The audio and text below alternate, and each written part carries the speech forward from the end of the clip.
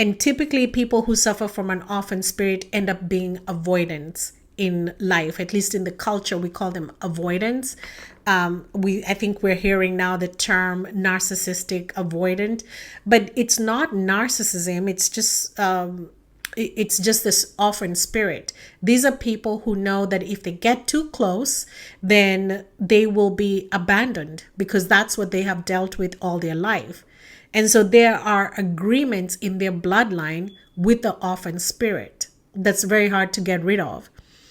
Then you have the push-pull dynamic, which is the spirit of control, the spirit of manipulation. This is the spirit of Jezebel. And the spirit of Jezebel is there to create a lot of confusion. People who are involved in push-pull dynamics never know when the other shoe is going to drop. As a matter of fact, they're always sitting waiting for the other shoe to drop.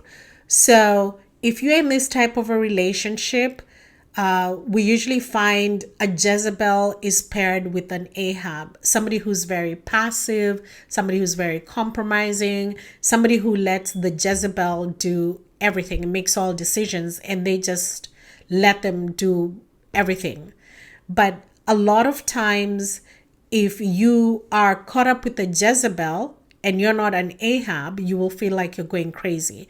So you just need to understand that these people are being managed by the spirit of Jezebel, and pay attention to it.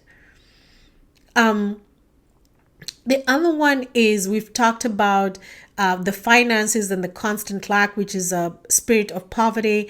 The other one I want to talk about in finances is the spirit of being underpaid, undervalued. This is the spirit of oppression and the spirit of slavery. This is where people lose either their rights to their music, their rights to their creative work. They tend to do a lot of work for very little, and they're usually taken advantage of. And this is because they have a spirit of oppression or a spirit of slavery governing their lives. The other one is businesses, and when businesses come to collapse, the spirit of sabotage and the spirit of delay.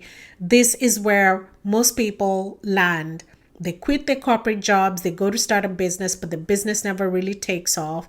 They don't understand perseverance because they didn't come from a family where it was made clear that business can be challenging and it's important to persevere through it. So understanding that is what makes people successful. Owning a business is not always going to be profitable all the time.